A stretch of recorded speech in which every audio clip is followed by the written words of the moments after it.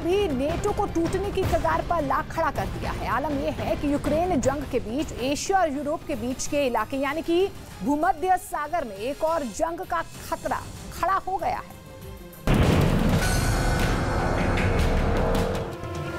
तुर्की एक ऐसा देश है जो यूरोप और एशिया में फैला हुआ है, लिहाजा तुर्की को यूरोप और एशिया के बीच का ब्रिज और बैरियर दोनों कहा जाता है।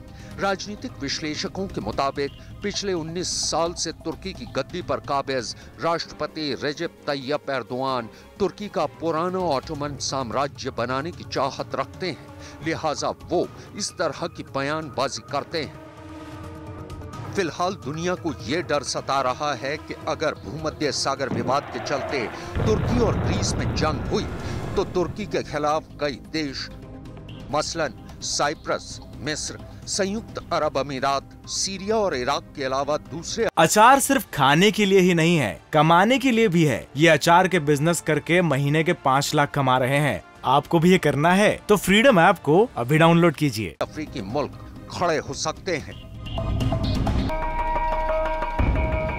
दरअसल दुनिया का मानना है कि राष्ट्रपति रेजेप तैयप एर्दोआन के रवैये के चलते ही तुर्की के यूरोपीय संघ के अलावा एशिया और अफ्रीका के कई देशों के साथ भी रिश्ते खराब हुए हैं। लेकिन विवाद में रहने की अपनी आदत से मजबूर तुर्की के राष्ट्रपति एर्दोआन रूस के राष्ट्रपति व्लादिमीर पुतिन के हक में बयान देकर एक और विवाद भी खड़ा कर चुके हैं।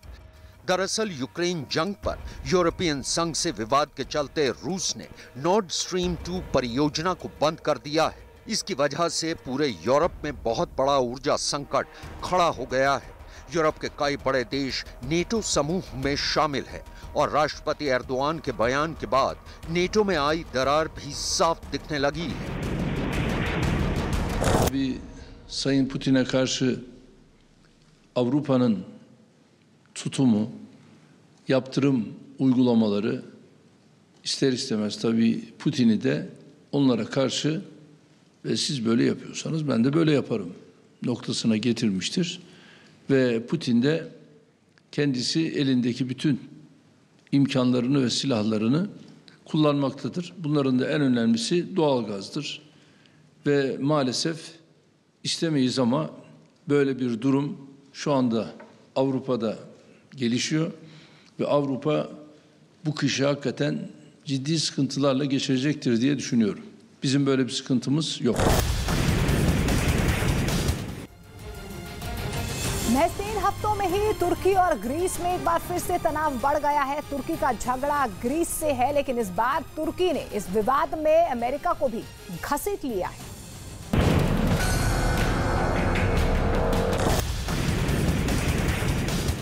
हैरानी तो इस बात की है कि नेटो में शामिल होने के बावजूद तुर्की ने रूस पर नेटो के लगाए एक भी प्रतिबंध को लागू नहीं किया है और इसके ठीक उलट यूक्रेन जंग के दौरान रूस और तुर्की के बीच साझेदारी और भी मजबूत हुई है।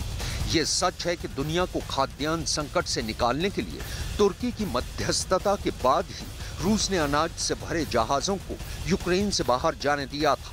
लेकिन ये भी एक सच है कि तुर्की ने रूस को अपने एयर स्पेस का इस्तेमाल करने की इजाजत दी, जबकि रूस के विमानों पर दूसरे यूरोपीय मुल्कों ने उनके एयर स्पेस में आने पर प्रतिबंध लगाया हुआ है।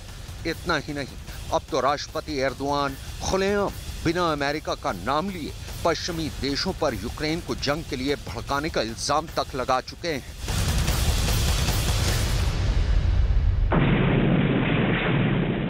Rusya'yı hafife alanlara da söylüyorum, yanlış yapıyorsunuz. Rusya hafife alınacak bir ülke değil. Ne oldu? Şu anda Rusya doğal gazı kesti. Fiyatlar bir anda Avrupa'da yükseldi. Şimdi herkes kara kara düşünüyor. Bu kışı nasıl atlatacağız? Bunları daha önce niye düşünmediniz? Elinde bu kadar önemli bir değer var Rusya'nın.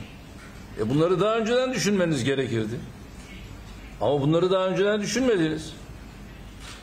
Ve şu anda stoklar ne durumda diye bunun konuşulması, bunun tartışılması yapılıyor.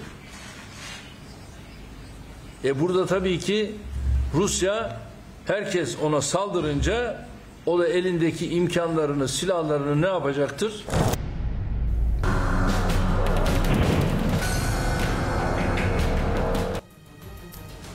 राजनीतिक विश्लेषकों का ये मानना है कि राष्ट्रपति Erdogan अपने फायदे के लिए कभी रूस की तरफ जाते हैं तो कभी नेटो की तरफ लौटते हैं। दरअसल राष्ट्रपति एर्दोआन अपने फायदे के लिए सौदेबाजी करने पर तुले हैं।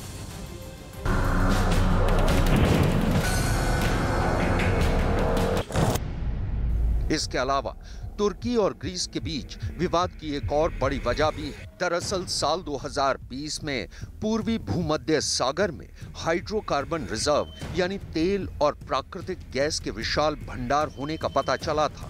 ग्रीस और यूरोपियन संघ का दावा है कि तुर्की इस इलाके में गैर कानूनी तरीके से ड्रिलिंग कर रहा है। इस पर तुर्की का दावा है कि ये इलाका उसके EEZ यानी एक्सक्लूसिव इकोनॉमिक जोन में आता है। इस मुद्दे पर राष्ट्रपति एर्दोआन तो पूरी दुनिया को धमकी तक दे चुके हैं, यानी इस वक्त भूमध्य सागर में भी उसी तरह के हालात बन चुके हैं जो कि साउथ चाइना सी में चीन की दखलंदाजी से पैदा हुए हैं। Gazi Paşa'nın 55 kilometre açığındaki Yörükler bir kuyusuna uğurlayacağız.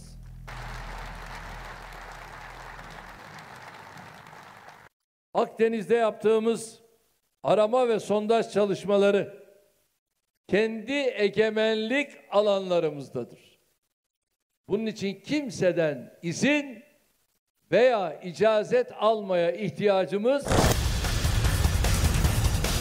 आलम यह है कि नेटो के बड़े देश फ्रांस और जर्मनी भी राष्ट्रपति एर्दोआन के रवैये के चलते उन्हें नापसंद करते हैं।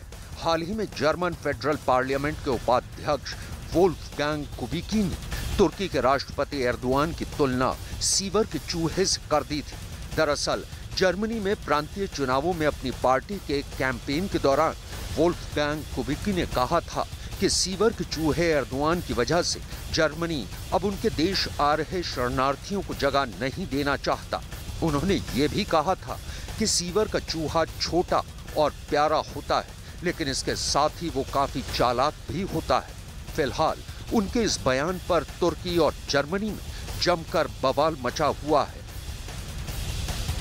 राजनीतिक विश्लेषकों का मानना है कि राष्ट्रपति एर्दोआन अपने फायदे के लिए कभी रूस की तरफ जाते हैं तो कभी नेटो की तरफ लौटते हैं। दरअसल पश्चिमी देशों को भी ये लगने लगा है कि राष्ट्रपति एर्दोआन अपने फायदे के लिए सौदेबाजी करने पर तुले हैं और यूक्रेन जंग की आड़ में वो नेटो के लिए भी एक बड़ा खतरा बनते जा रहे हैं। इसके अलावा उन्होंने ग्रीस पर जो रुख अख्तियार कर रखा है वो दुनिया को एक नई जंग में धकेल सकता है।